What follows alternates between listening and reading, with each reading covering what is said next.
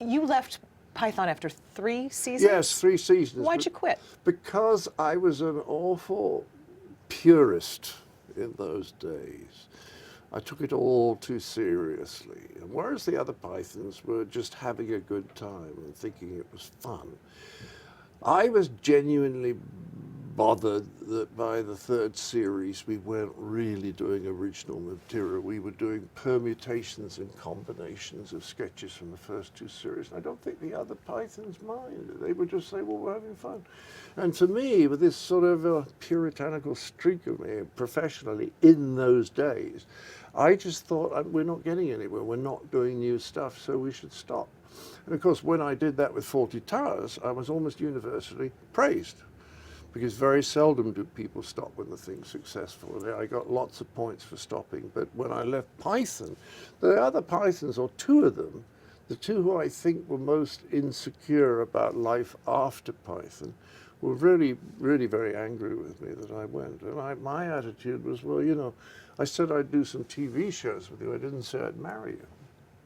Was it hard to walk away? Yes, because I felt very guilty.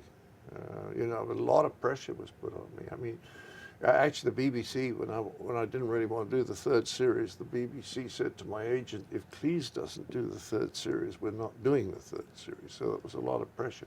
So I said, okay, I'll do it. But after 3 series, I remember just thinking, I just don't want to do this anymore. Now, of course, I'm grateful that we did do 3 series. But that was how I felt at the time. Looking back, if you had to do it over again, do you think you would have stuck around? I don't know, but I felt desperately trapped, because we were doing Python work of one kind of another, scripts or records or stage shows, or we were doing everything, books.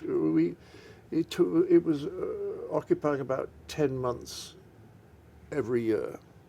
And there were so many other things I wanted to do, but you can't be in for records and not in for books. So I just felt completely trapped. And in the end, I sort of said, I got to get out of here. And you came back. Well, what I said was, I don't want to be doing Python 10 months in the year, so I don't want to do the television series, which takes 7 months. But I said, if we do movies, I would still like to do movies, because that's a limited commitment.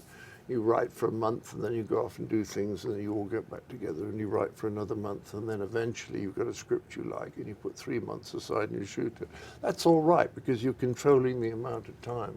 But when somebody is sort of saying, well, we'll do that the 2nd week and 3rd week, you look at your diary and it's full up, and there's lots of other things you want to do, that's very frustrating. It seems like it worked out, because you left, yeah, and then you were able to come back for all the movies. That's right, and I was able to do Fawlty Towers, which otherwise I wouldn't have done. And there's another element which always gets forgotten, which is that between the 2nd and 3rd series, dear old Graham Chapman really did become an alcoholic. Now, there was no sign of that in the first 2 series, but the 3rd series, the guy couldn't learn his lines. He got scared he was going to forget, and then he didn't bother to learn his lines so that it wasn't a failure. It was very complicated what was going on out there. And for you, I mean, you were his writing, you were probably I was a writing closest partner, to him. and he got to the point where in the afternoon he couldn't remember what we'd written in the morning. And no one else was prepared to share the weight, to shoulder part of the responsibility. So I was writing with him full time, which was not a very satisfactory experience. And a lot of the sketches were getting messed up because he didn't get the timing right, because he couldn't do the lines. So that was a major factor in my discontent, yeah.